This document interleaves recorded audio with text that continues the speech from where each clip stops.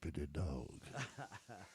That was cool. Yeah, so much fun, so little time. So that's Stuart Lindsay. This is the young kid you found. Yeah, he's called Thomas Lindsay, and so we just said we call ourselves Stewart Lindsay to get everybody confused, really. Yeah.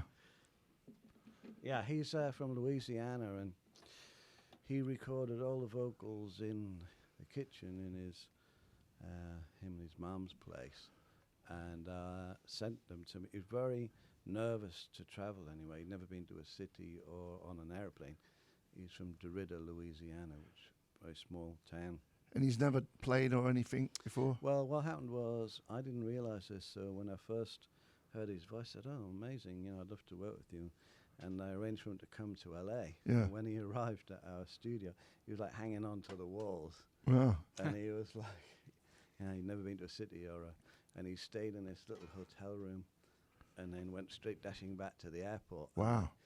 And I thought, oh, that's not going to work. Yeah. So I said, well, don't worry about it. We can send some, like a little mic and a limiter, and we'll show you how to plug it into your computer, and you just sing whatever you want. And he did. Yeah. And then I would put music to it. Yeah. Yeah, sorry, a bit far away. It's okay, hon. And he would just sing whatever he wanted into midair. Yeah. And then I'd try and work out the rhythm of it, or what, you know. In the end, I did say, listen, it'd be really good if you went 1, 2, 3, 4 at the beginning, and also maybe just hit a note on anything dying, you know, so to start off. Yeah. But he was amazing. He just stayed completely in key. Yeah. And blues is very kind of loose. It's anyway. it's that, a lot of no changing. Not much arrange, you know, just. And so we just actually did Jimmy Fallon, 2 weeks ago. On a Friday. Is he a good-looking kid? He's yeah, I mean he's very sweet, natured, small, but robust, gingerhead kid that you would not think is going to open his mouth and it'd be so blasting loud blues voodoo kind of. Wow. And we went on Jimmy Fallon. Jimmy Fallon was like, bloody hell, we did 6 songs with the Roots. Yeah. And the album went straight #1 on all the blues charts. And but I don't know what we're going to do next because do a bathroom tour, well, a kitchen tour. Say, imagine arriving in New York City to do Jimmy Fallon when you've never done. Usually freaked out. He was literally like passing out. Yeah. Wow. And but he was great. You know, he did it. I mean, it's hard enough doing live TV. Yeah. But when you've never done. Right. Like from that to that, you know. Yeah. It's like, and he's a great kid. Yeah. If you're just tuning in, that voice is Dave Stewart, and Clem Burke is still here. I am. Clem. Didn't you do a film about the blues, Robert Palmer I thing, did. right? I made a film called Deep Blues. Yeah, that's great. With all R.L. Burnside and all the blues players, you know, when they were all in their 70s and 80s. In 1991, I made the film. Straight after Eurythmics stopped playing in 1990, I went and made this film all around Greenville, Mississippi, Jesse May Hemphill, The Oil Man, and got them all on film with Robert Palmer, who was a New York Times and Rolling Stone music critic. But it was a funny old time because, can't explain it really, Robert was like, you know, definitely... He knew everything back to front about the blues, and he knew the whole area, and he knew where they lived because we were going down dirt tracks. You couldn't arrange anything on the telephone. Yeah. It was like he'll be at the post office at 3 o'clock, and we go there. Where's R.L. Burnside? Oh no, he was here yesterday, and like we're like, oh shit, oh sorry. And Robert. You're so punk rock. Yes, well, it's been a long time since those I know, the good heady old days. The good old days. Yeah, the good old days. No, actually, for Annie and I, it was funny because we were living above a record shop. It was a squat, actually. And in London? In London.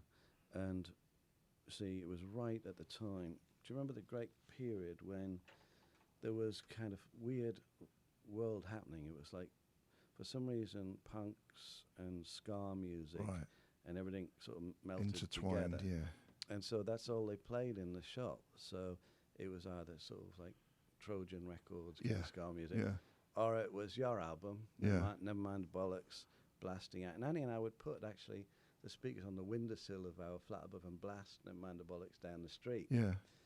much to the annoyance of all the other people on The the old street. people. And then, you know, we learnt like loads of stuff from that, like, you know, Julie Burchill and what they call them, Tony Parsons. Sonny Parsons. Yeah. They would come in the shop all the time with armfuls of albums they didn't like and sell them. Right. And it was watching the whole world of like how the record industry worked Yeah. while it was being dismantled by you guys. Yeah. And it was great. And dub music guys were backing up the back alley with all these like dub records off the back of a lorry. Yeah. And then Was- you get something like Missionary Man, which is really bluesy. You know, Mhm. things like that. Yeah, we would like nick, Right. just like everybody, like use Did, steel. did you do I Lied to You at the Roxy?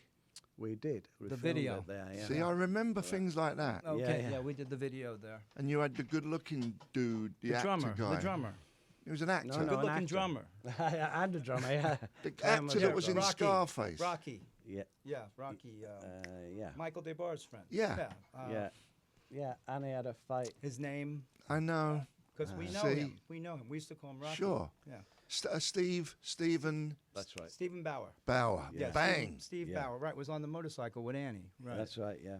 No, that, and we also had these guys called Fishbone. That's right. the horn section. Remember them?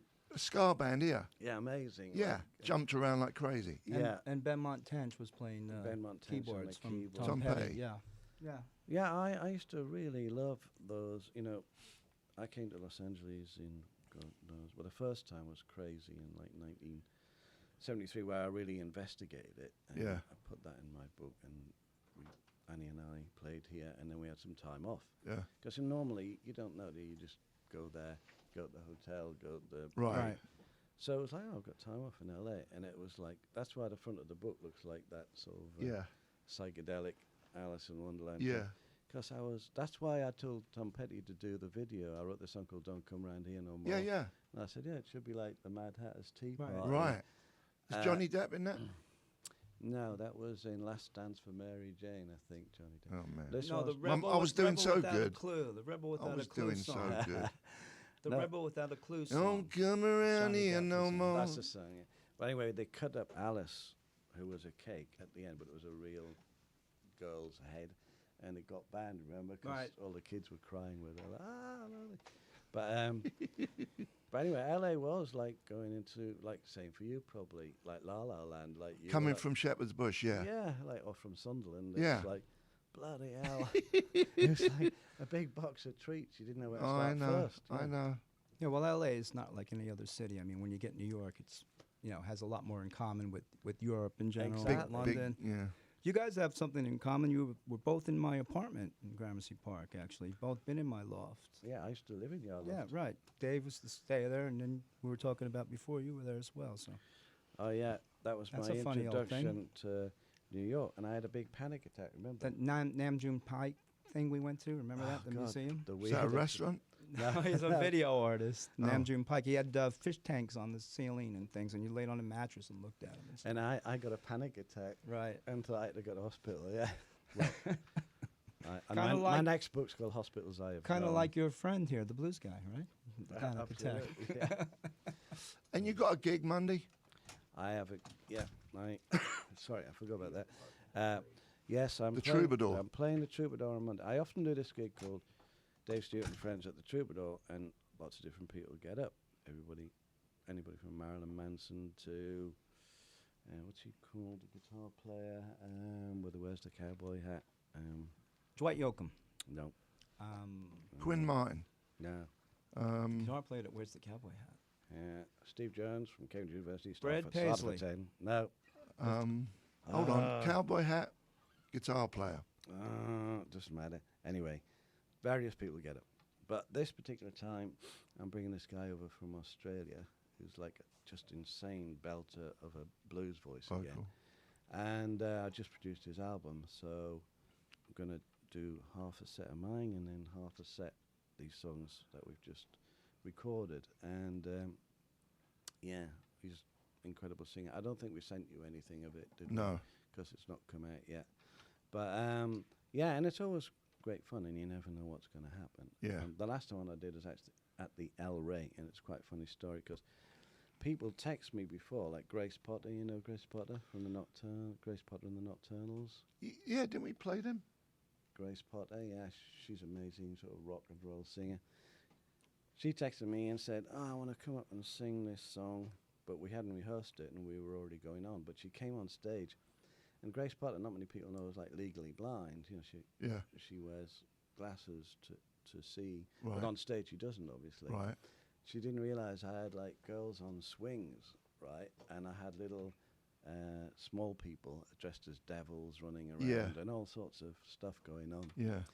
And then in my rehearsals, I used to have a rehearsal very short for 19 songs, like half a day. But I have a circus as well. That's, you know, like Lucha Vavoom, kind of weird circus. And there's this one girl, one of my songs called Drugs Taught Me a Lesson. And I said, listen, I want you as a contortionist. I said, I want you to come out of a white pill looking like lorazepam or something, and then be the drug while I'm playing. Said, okay. So I've got, you know, the audience all into this gig, and my wife's sitting up there, and various people I know, and my 13-year-old daughter. And she comes out of the pill, and she's amazing. She's doing all this contortion, and then she starts taking all our clothes off, like all our clothes off. Naked. Yeah, There's and nothing wrong with that, Steve, right? No, but I'm down with it. no, but I mean, I'm trying. To Yeah, you're trying to. signal the band to stop, but she won't stop. So I'm pretending to kill her with my guitar, thinking she'll get the message. No. But the more I'm doing it, Yeah, the more she's. she's doing handstands. She's a contortionist, and like I can see my daughter's face. Oh no. Going like what's happening? And at the end, she came backstage. Everybody came backstage, and you know, I was like, "How did you like?" She says, "Yeah, all except the stripper, Daddy." You know. That's great. But anyway, yeah, it won't be like that at the Troubadour. Okay. Guaranteed. Have Too we bad. Is it time to knock it on the head? I don't blame you. No, man. It's great. Anytime you want to come back here. Oh, thanks. Dave Stewart and Clem Burke on Jonesy's Jukebox. I'll be back Monday at 12 bells.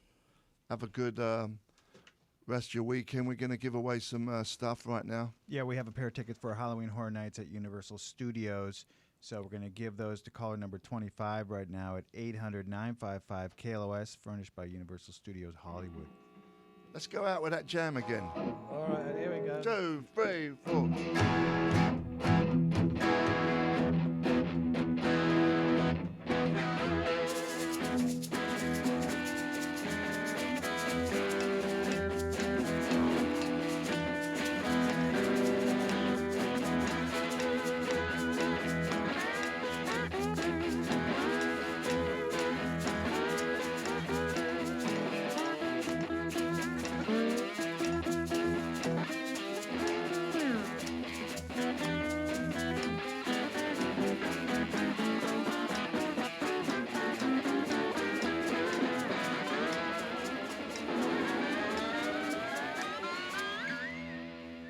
All this week at 9, noon, and 5, and 7.